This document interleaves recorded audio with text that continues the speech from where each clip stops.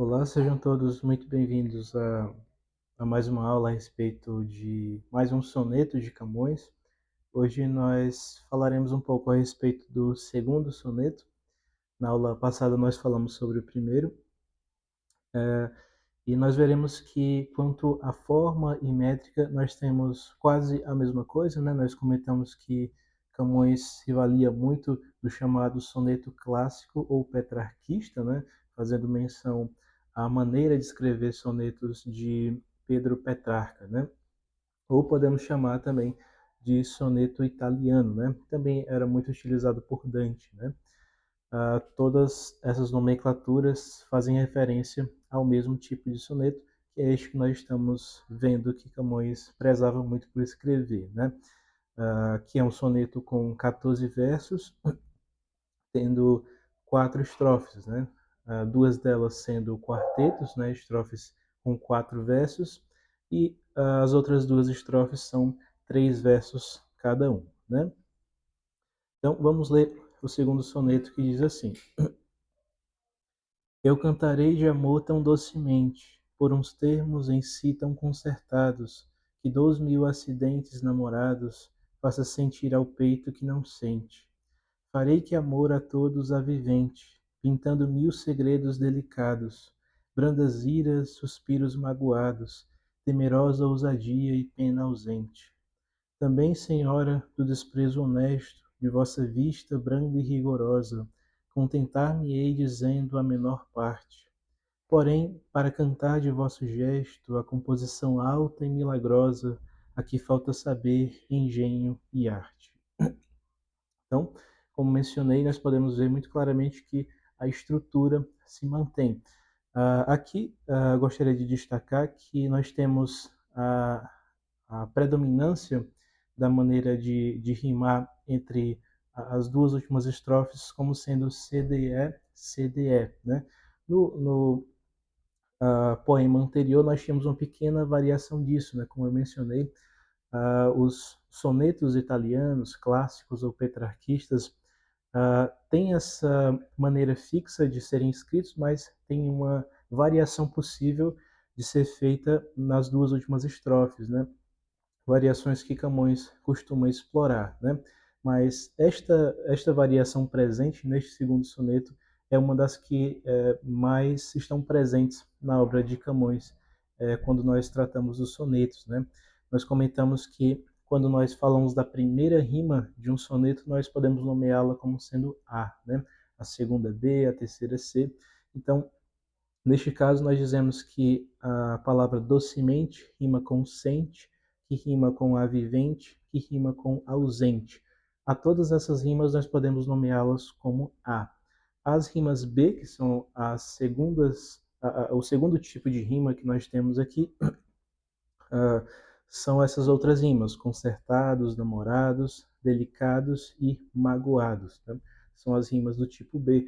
Portanto, nas duas primeiras estrofes, nós temos o tipo de rima A, B, B, A, B, B, A.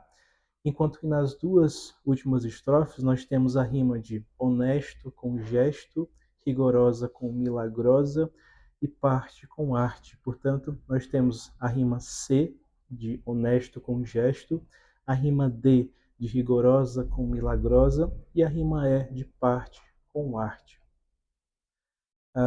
E, além disso, nós temos ainda o que se chama de decassílabo heróico, como nós comentamos no soneto anterior. Isso é predominante também na obra de Camões em relação aos sonetos, né? Também nos Lusíadas, por exemplo, há também a presença do decassílabo heróico, que é aquela forma de verso que tem 10 sílabas poéticas, 10 sons, mas que tem acentos predominantes, acentos enfáticos na sexta e também na 10ª sílaba deste mesmo verso. Por exemplo, quando nós dizemos eu cantarei de amor tão docemente. Veja que aqui nós temos que a sílaba, o OR ali do amor, né? Na verdade, MOR, né? A segunda sílaba da palavra amor é a parte mais forte desse trecho, amor, assim como quando a gente fala a palavra docemente, né? O trecho men é a parte predominante, né? Amor e docemente são a sexta e a décima sílabas aqui, cujo som é mais evidente, né? Então, nós temos aqui novamente a presença de um decassílabo heróico, assim como todos os outros versos têm essa mesma predominância aqui, né?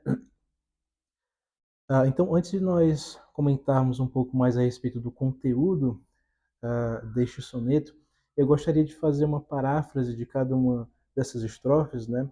Relendo-as, mas tratando-as como se fosse um texto de prosa, como eu fiz no vídeo anterior, para que nós as compreendamos de maneira mais detalhada antes de fato partirmos para o seu significado. Então, a primeira estrofe nós podemos lê-la da seguinte forma, né? Se nós fôssemos relê-la de uma outra forma, mas com o mesmo sentido, né? Visualizando-a como se fosse prosa e não poesia de fato. Veja só, nós poderíamos lê-la, por exemplo, assim: por uns termos em si tão harmoniosos, eu cantarei de amor tão docemente, que até o peito insensível sentirá 2000 acidentes namorados, que são os efeitos do amor ou da paixão no coração, como nós vamos comentar logo em seguida. A segunda estrofe pode ser lida também da seguinte forma: farei com que o amor vivifique a todos, pintando 1000 segredos delicados, brandas iras, suspiros magoados, temerosa ousadia e pena ausente. A terceira estrofe nós podemos lê-la da seguinte forma, alternativamente, né? Além disso, senhora, do desprezo puro de vossa vista branda e rigorosa, hei de me contentar dizendo a menor parte. E a quarta estrofe, por fim: porém, para cantar sobre vosso semblante, sobre vosso rosto, a composição alta e milagrosa a que falta saber, engenho e arte. Perceba que aqui nós temos algumas palavras, dependendo da versão que você esteja acompanhando, nós poderemos ter algumas palavras ou construções que são bem diferentes das que nós temos hoje, né? Algumas palavras até com significados um pouco diferentes dos que nós utilizamos hoje. Por exemplo, a palavra concertados, né, vale a menção de que tem o mesmo significado de harmoniosos, né? Então, quando nós falamos por uns termos em si tão concertados, é como se nós falássemos por uns termos em si tão harmoniosos, né? Nós temos também o arcaísmo dous, né, dependendo da versão que você esteja acompanhando, que é o mesmo que dois, né? Assim como a palavra coisa era dita desta forma, enquanto que hoje nós dizemos coisa, né? Segue-se a mesma lógica aqui. Nós temos ainda a palavra, por exemplo, a palavra honesto no primeiro verso da terceira estrofe, ela pode ser entendida com a ideia de puro ou casto, né? Que era um significado muito comumente atribuído a esta palavra na época de Camões, né? Então nós poderíamos ler esse verso assim: é também senhora do desprezo honesto ou do desprezo puro, do desprezo casto, né? Ainda outra palavra que vale mencionar muito bem sua utilização na época de Camões é a palavra gesto, né? No primeiro verso da última estrofe, no qual ele diz: porém, para cantar de vosso gesto. Aqui nós poderíamos dizer gesto no sentido de semblante ou mesmo rosto, né? Então nós poderíamos dizer: porém, para cantar de vosso semblante, de vosso rosto, né? Para cantar sobre vosso semblante, sobre vosso rosto. E outra palavra que é muito interessante aqui é a palavra engenho, né? Já fica no último verso deste soneto, né? Aqui falta saber, engenho e arte. Essa palavra nós havíamos mencionado já no soneto anterior e ela tem um significado na obra de Camões como sendo entendimento ou criatividade. Como nós comentamos, é, é uma palavra, uma terminologia que é muito utilizada na obra em geral de Camões e uma passagem muito marcante, como nós mencionamos, é justamente a do início dos Lusíadas, na qual ele utiliza essa palavra neste mesmo sentido, né? Se há tanto me ajudaram engenho e arte, né? Engenho no sentido de criatividade, no sentido de entendimento, tá? Eu gostaria de destacar ainda alguns recursos, digamos, expressivos, né, deste mesmo soneto. Por exemplo, nós vemos que Camões aqui faz como que uma discriminação, uma separação de estados amorosos, né? Veja que dos versos 5 ao 8, o poeta mostra a variedade dos efeitos das paixões, né? Que é uma imagem típica da lírica renascentista, né? Esses efeitos contrários ou paradoxais em geral, né? Isso é muito presente na lírica renascentista, como nós mencionamos no vídeo passado, né? Que foi justamente uma herança que o Barroco herdou, né? Como nós também mencionamos. Neste soneto nós temos também a presença de uma figura de linguagem chamada oxímoro. Esta figura de linguagem trata também de coisas contrárias, de ideias contrárias, mas diferentemente da antítese, que é pura e simplesmente ideias contrárias, o oxímoro é aquela construção, aquela expressão que tem ideias contrárias, mas que uma serve para intensificar ou mesmo abrandar a outra. Por exemplo, quando nós falamos algo do tipo brandas iras, né? Ou mesmo temerosa ousadia. Perceba que brandura é contrário à ira. Então, nós teríamos aqui uma expressão cujas palavras que a constituem são contrárias, mas perceba que a palavra ira ela é caracterizada, ela é especificada, né? Ela é adjetivada pela palavra brandas, né? Então, nós estamos vendo que a palavra brandas aqui está justamente abrandando a força da palavra iras, né? Então, nós temos aqui um oxímoro. Mesma coisa quando nós temos temerosa ousadia, que eu mencionei. Temor é uma coisa, ousadia é outra.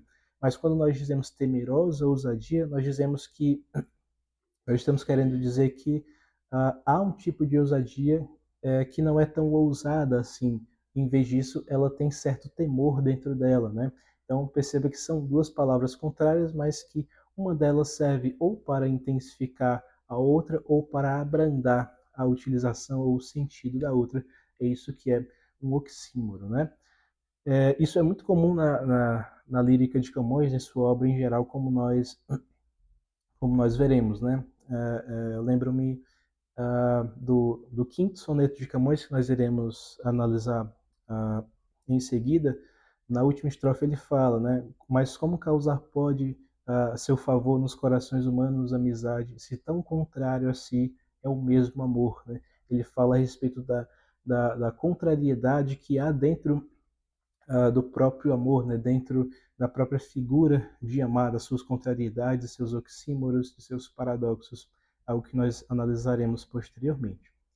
É claro, nós temos também a figura de linguagem a antítese, né? Quando a gente fala de presença e ausência, doçura e rigor, né? E nós temos também a ideia de metalinguagem, né? A figura de linguagem chamada metalinguagem, porque aqui sobretudo do meio para o fim do soneto, Camões reflete sobre os limites do próprio fazer poético, né? Afirmando ser impossível para ele, né? Claro, ele afirma isso em modéstia, compor um canto que bem reflita o semblante, o rosto da senhora, né? Que é uma palavra, né? É uma descrição, digamos, é uma palavra que se refere, né, a uma pessoa amada, né? Camões muito comumente utiliza essa palavra senhora para se referir à pessoa amada, né? E quanto à estrutura de sentido, né, como que o sentido é constituído neste soneto, nós podemos perceber que em seu início, na primeira estrofe, nós temos como que uma uma promessa poética universal, né? O canto amoroso, nós vemos aqui, ele pode tocar até os insensíveis, até aos insensíveis. Pode-se entender os dois últimos versos da primeira estrofe dessa forma, a gente pode pensar, né? faça sentir ao peito que nada sente 2000 acidentes namorados, né?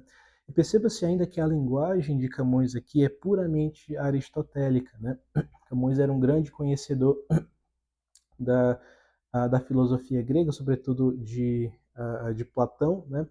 Ah, e aqui ele utiliza uma terminologia muito comum da filosofia aristotélica, né? Que é a ideia de substância e acidente.